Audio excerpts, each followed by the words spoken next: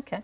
Well, moving on, Balance, they've launched Go Clear this week, a diesel additive that's environmentally friendly.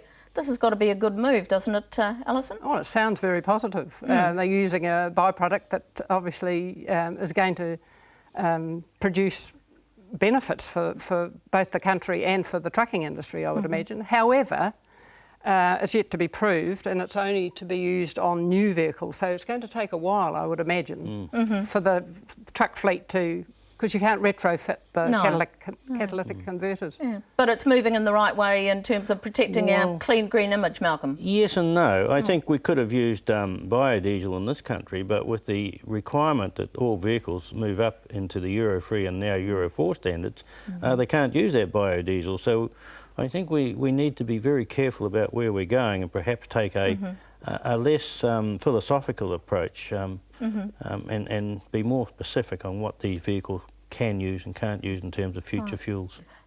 Dairy futures have been launched and they've had their first trade. What do you make of this as a dairy farmer, Malcolm? Well, I've never put money on the tote. and I don't think so you're possibly not a starter. No. Well, I don't think it's applicable to the average farmer. The average farmer has got more benefit from investing in his own property and making sure that the I's are dotted and the T's are crossed. He just doesn't have money to gamble with, and so I don't think it's really applicable. No. But for the industry as a whole, do you think it's a forward move? No. I don't. I just why is that? I just don't see it's applicable. I think in America, where we had trading on all sorts of commodities in the agricultural sector, you had the vastness of the industry and the resources for people. You know, people had resource to put in. I don't think we've got that base in New Zealand. Right. Okay. Well, moving on to animal welfare issues, and it has been the dairy industry in the gun, particularly over inductions. Is the dairy industry doing enough to discourage this practice, Malcolm? Oh, absolutely. And I think the sad part about it, reflected in the publicity, was the fact that we've had a program of reductions in this area for a number of years. For example, this year the maximum numbers that a farmer could do was 8%. Next year it's down to 5% and then 3%, I think. And you just simply can't go out and induce cows. You have to go through a mountain of paperwork, you have to have veterinary approval, and the vets do it under a very tight constraint. So it's not open slather as perhaps Greenpeace or the others would portray. And the sad part about it is the farmer has to make the decision. Do you kill the calf or kill the cow? And that's the harsh reality of agriculture in New Zealand. Allison, do you think, you know, with the national publicity there has been, that it is perceived that dairy farmers are doing enough about this, or do you think that there needs to be an indication that there's going to be some more rapid progress? I do think that farmers have to be aware of the concerns of consumers or the non-farmers and not to get too defensive when some criticisms are made of practices that are very intensive compared with what I remember farming being on the farm at Waitoa. So, you know, these extremely large herd sizes, they must bring special problems and issues that are raised. You know, it is very intensive. But there perhaps needs to be a more educative approach, Malcolm. Yes. Yeah. I think you know you're right in that, and I think it does portray a bad image, and that's the reason why we've gone on to this strong program to reduce it. But it is difficult when you have the adverse weather and you have difficulty in feeding cows, and you've got Greenpeace saying we can't use palm kernel, which has kept a lot of animals in condition this last year. I think there needs to be a more balanced approach to it. I dealt with this issue with some school children recently and explained the difficulty the farmer has to make in the decision-making process. What was their reaction, Malcolm? Oh, very understanding, and I think that they understood the argument. Do we keep the cow or do we kill the calf? The one thing that's not known about this debate is that it's going to certainly reduce the potential production of farms because we're going to continue to lose good cows that just can't make the grade in terms of getting in calf. Right. Okay, well, just quickly, moving on to AFCO. Seems to be set for a new future as part of the wider Tallies group. Right. What do you make of this, Malcolm? Well, I lost a lot of money in my AFCO shareholding. A lot of over the farmers years. did. A lot of farmers did. And I had a lot of loyalty with AFCO. I now will have no loyalty. I will be looking for the best price. And I think the former directors of AFCO really need a brickbat for the way that we've lost a well-run farmer cooperative. What do you think, Allison? AFCO was certainly a was big name for a very long period well, in nearly 100 Auckland's years, history. 1904, so I think it started. I remember doing a survey for AFCO around the Coromandel area and talking to farmers about it, and they were very loyal. Well, I don't think they're going to be as loyal to Tallies, I have to say. Tallies is becoming quite a big producer of all sorts of produce, isn't it? Yes.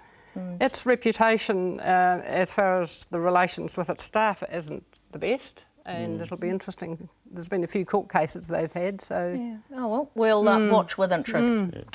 After the break, we dish the praise on You Beauty or voice our displeasure with a bollocking. Stay with us to see who gets what.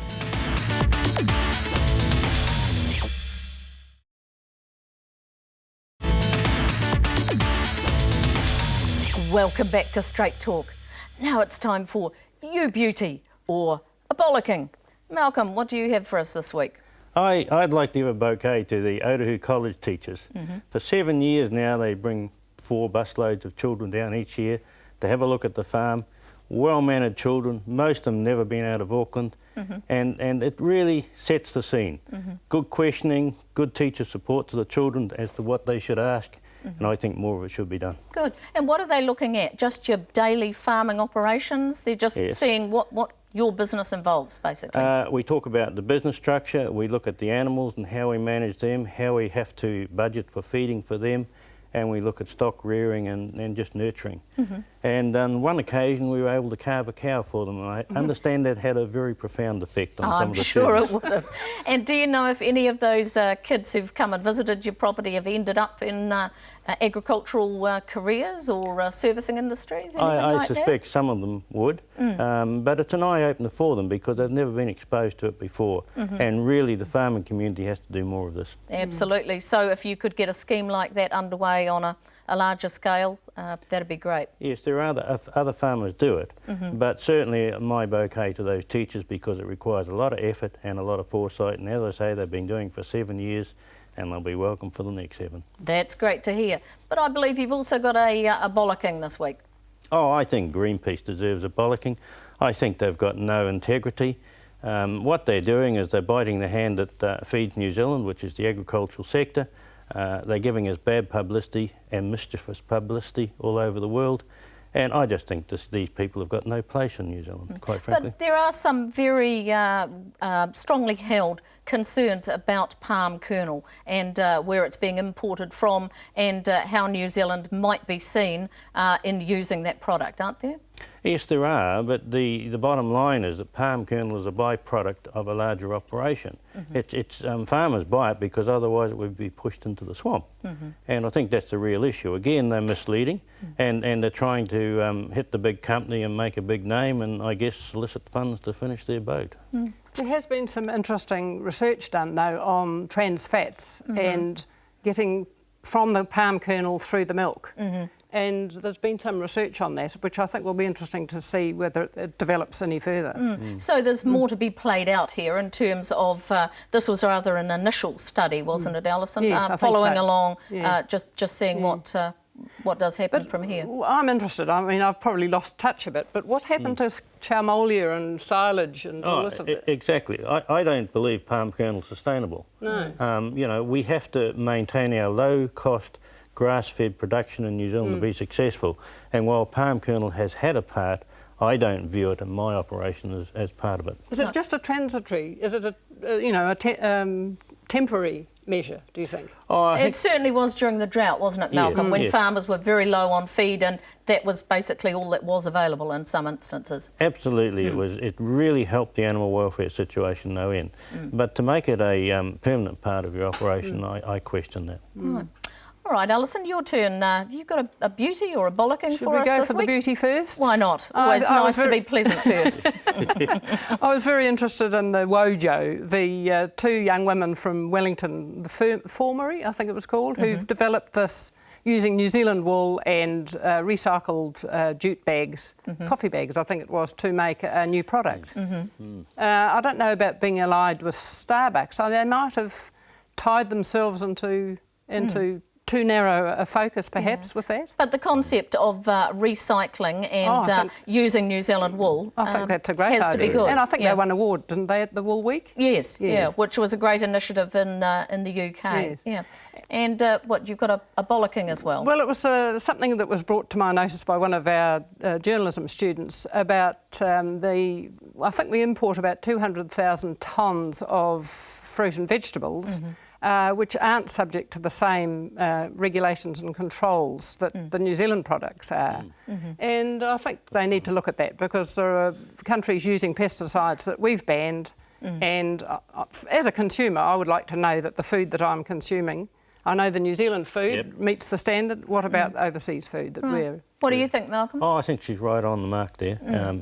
Why are we importing this wool from grown in New Zealand? Yes, it comes back to eating seasonal food, doesn't it? Yes. Well, I think the monopoly of the supermarkets has got a lot to answer for in that respect, and I am very concerned at that monopoly, and I think we need to deal with it. I think one of the good things, talking about the supermarkets, is that at least they say where the product is from. And if it doesn't say New Zealand, I don't buy it now. But we still haven't moved to a mandatory system of labelling. No. Do you think that would solve a lot of those issues? I think going back to the pesticide thing, I think I want to know that the food that I eat is safe to eat. And I think most people are concerned about that. So the government really has to move on it, I think. Yeah, but if there was labelling, consumers would then be able to check out, does the country where that product's coming from, do they use these chemicals? All right, I won't buy that. I think people are more concerned about the labels. I know I certainly do, but that's because I've got vegans in the family. You've got an excuse. Right. But that's all we have time for on this edition of Straight Talk. Thanks to my guests, former Federated Farmers Vice President Malcolm Lumsden and former agricultural journalist turned journalism tutor, Dr. Allison Oosterman. And thanks to you for watching. Please email your comments to me at country99tv.co.nz.